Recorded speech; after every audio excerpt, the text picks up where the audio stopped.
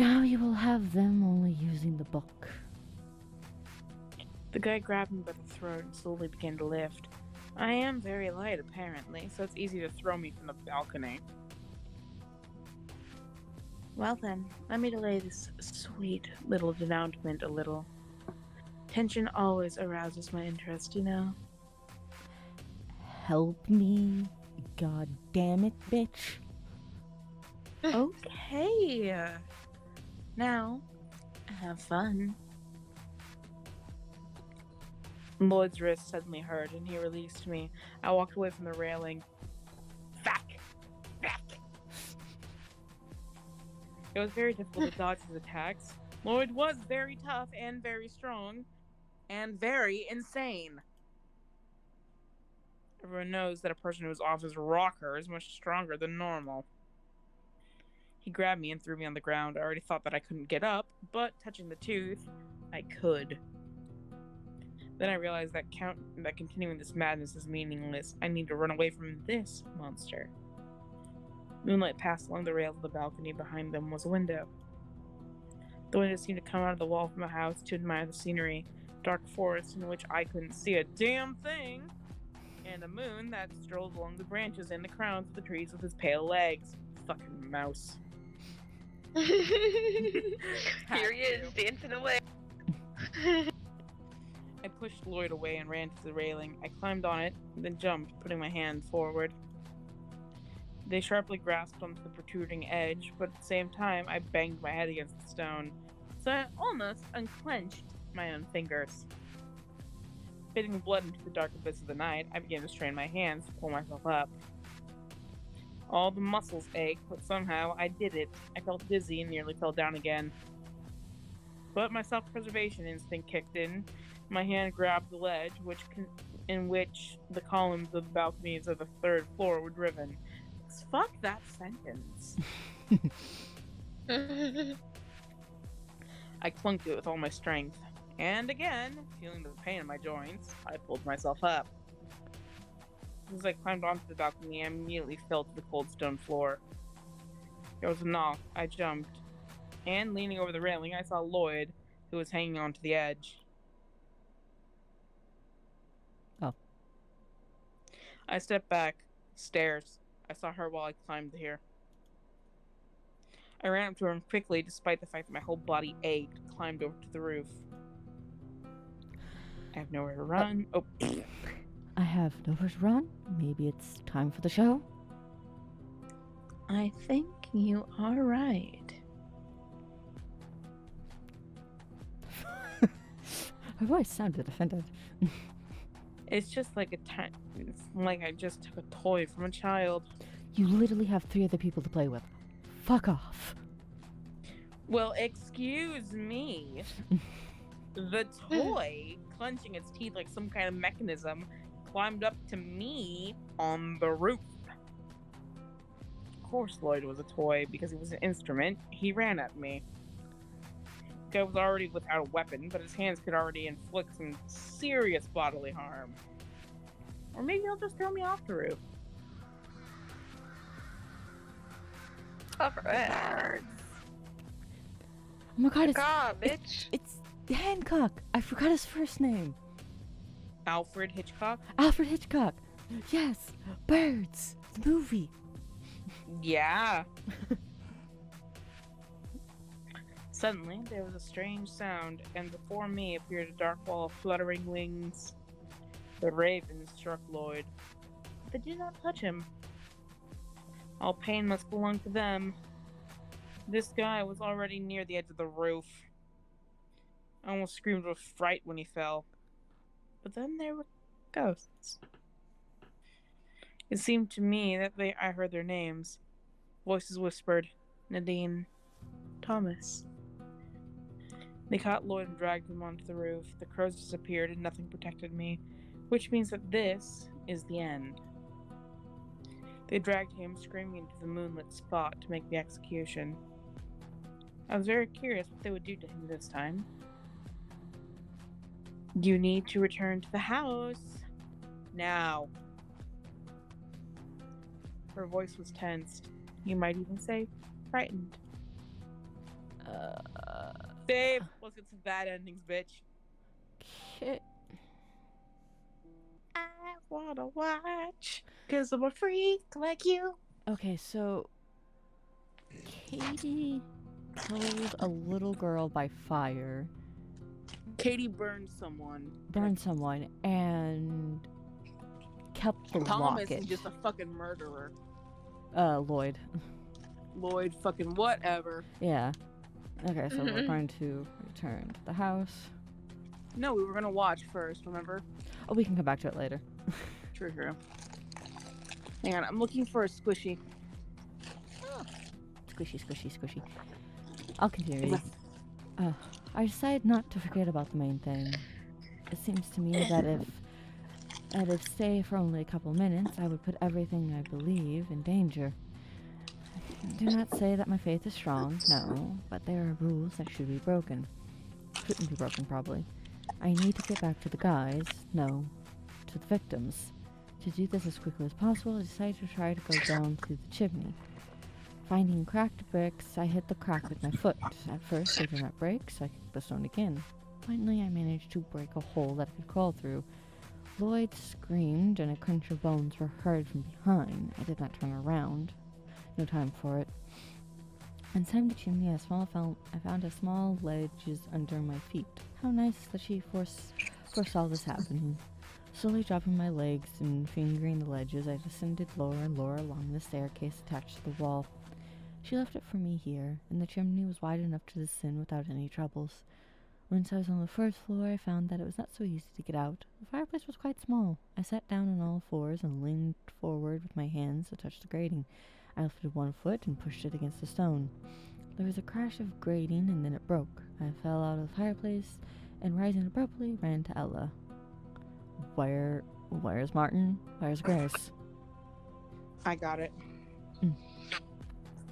He has her. The girl was sitting on the mattress holding her newspaper in hand. She looked at wide-eyed and right in front of her, and next to me laid my bag. I snatched the newspaper from her hands. Read in this issue, beauty requires sacrifice. A girl sets on fire the house of her best friend, who won the Miss School contest. You vain bitch, Katie. Friends can be as thick as thieves. A rapist forces his friend to jump off the roof right after he screwed his girlfriend. Lloyd? Rubik intrigue. Serial killer lover is now in your house. Called it. Carefully look at yourself in a mirror and make sure that your appearance is not similar to his sister. She received all of the love of her parents, and he hated her. And he hates you the same way, Grace Hutling. A letter from our readers. Hello, dear Ella. If you're reading this, then I'm already around. Mr. Bubbles still wants to play with you. I'm sure that you're also waiting for this. After all, last time you just died of waiting to play with him. Announcement. I will buy the strings. Unfortunately, mine are now sticking out of the bleeding wrists. With such, you can't really play the guitar. Did Ella drive someone to suicide? Probably. For all questions, please contact Anna Rydberg, Southern Quarter, 7th row, location 1, Ernstone Groves. She drove someone to suicide over music, probably. Over guitar. I was thinking as like the Mr. Bubbles thing just got me thinking like, oh, what if like those creepy teachers? Could have been too, yeah. Probably a mix of everything. No wonder he's obsessed with Grace. He's going after girls that look like his sister. My thing, though, also, he fucks them. Let's start with that. And 2, what's Grace's crime? She's the pawn for Martin. Grace, where are you? God damn it! I shook Ella. Where the hell are they? Ella could not answer. No, not because I didn't give her enough of my sudden shaking. She was scared, and besides, she really didn't know. Ella just pointed up, but this is not an answer. It's the same as if she did not know. And perhaps it would be better if she did not say anything at all, did not show her existence, did not show that she was here. I was really pissed off. I hit her in the face. Now I became another Ashley. The killer girl, Ashley the murderer, not the one that summons ghosts and hides behind her. Now I've become the devil himself. It was clear that they were on the upper floor. Martin wanted to kill her, like all those who had already been given his bracelets. Looking up, I asked myself the question, am I ready for a meeting with you, lover? Hell yeah, I'm ready.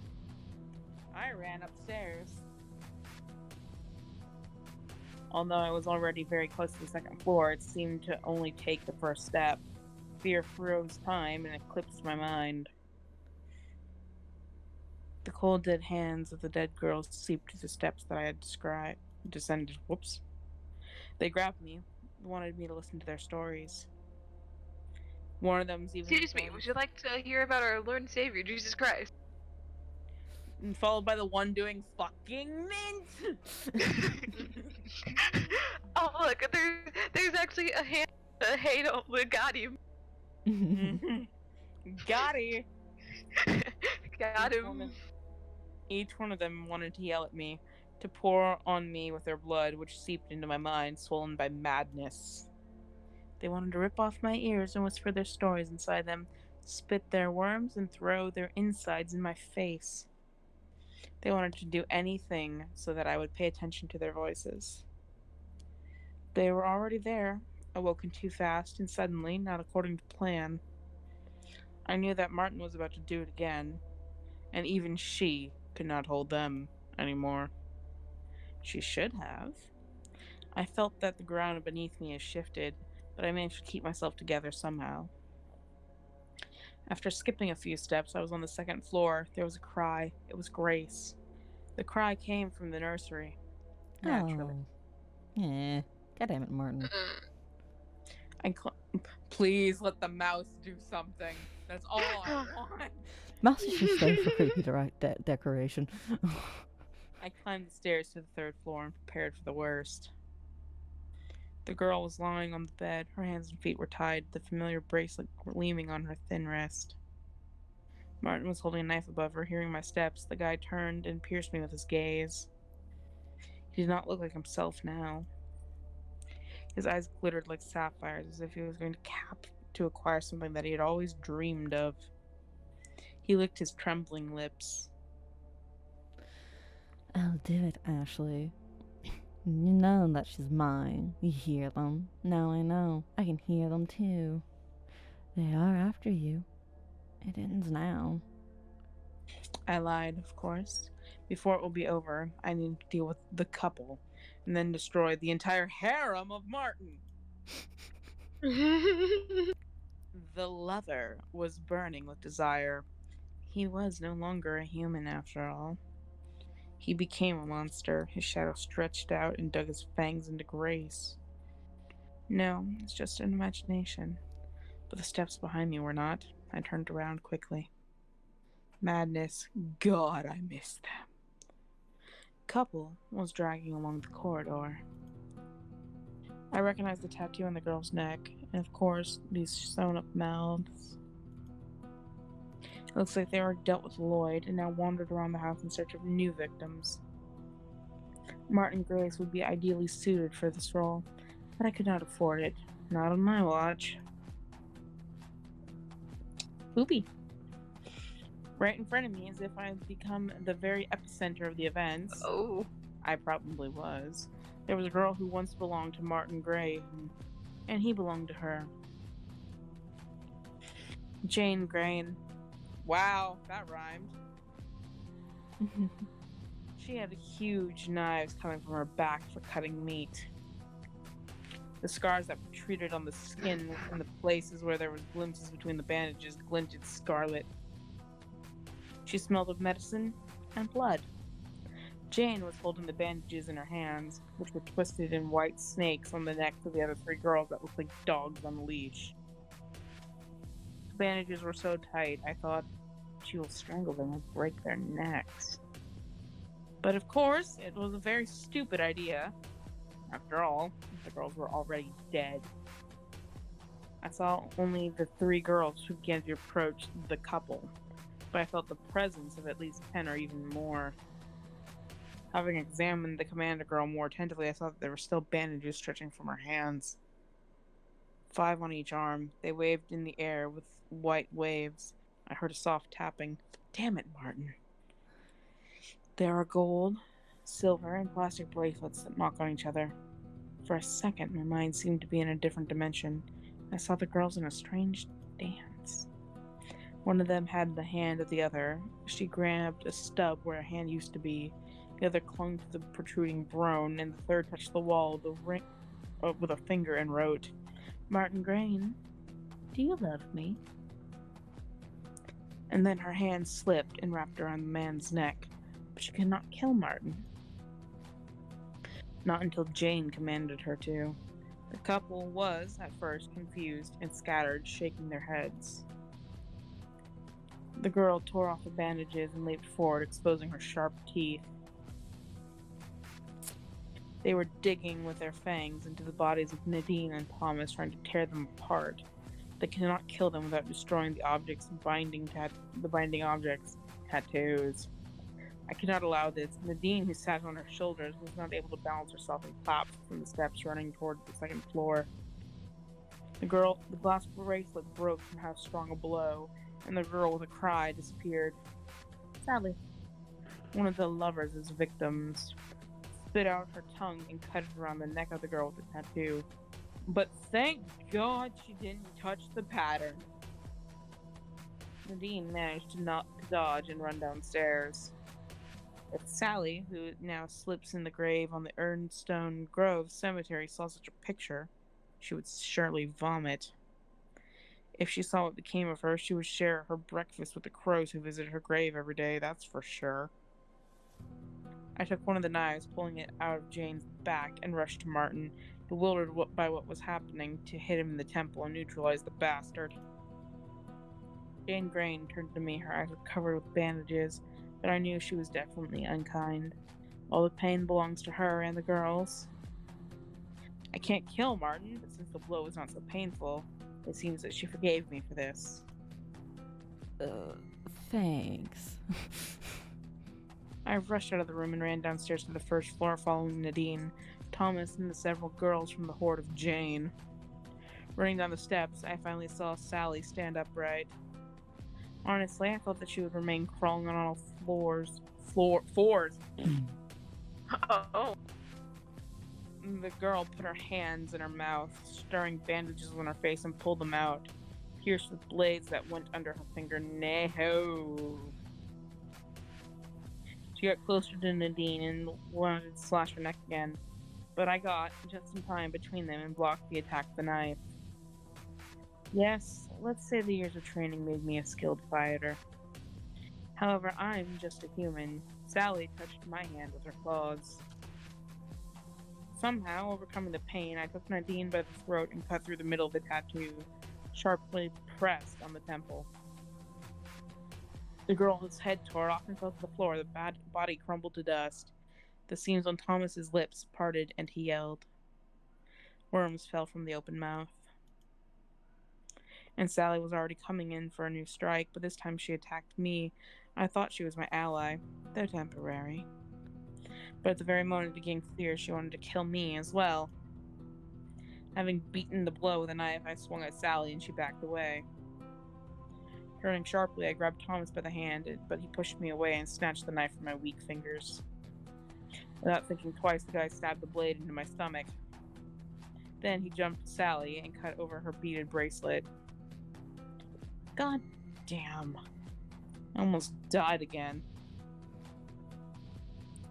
I closed my eyes, anticipating death, but no, I can't die. Not like this. My life doesn't belong to me anymore. In front of me laid the forceps, and I knew what I had to do with them. One of my teeth ached. Time for a pulling. Eee. Care for a pulling? No, I do not. I will not. I don't want to. Go to hell. You lost too much blood. Just let me help. Bitch, fucking help me without it. Thomas seemed to think that I was dead and headed upstairs to finish Martin and Grace. Ella did not notice. She seemed to still be sitting in the next room, not giving any sign of life. I wonder if she's conscious at all. I frowned. I took the forceps and put them in my mouth. Experiencing the infernal pain, I grabbed one of the teeth in the metal grip, and I pulled. But I would not have the strength to pull out her tooth, so she helped me. The forceps flew out of the hands, and the blood spilled to the floor with a thin trickle. Ugh. I took her rotten, dead tooth, which was now whiter than all of mine, and inserted it into the place of the torn one. No! It immediately grabbed my flesh, and I gained strength. And most importantly, the wound was drawn out.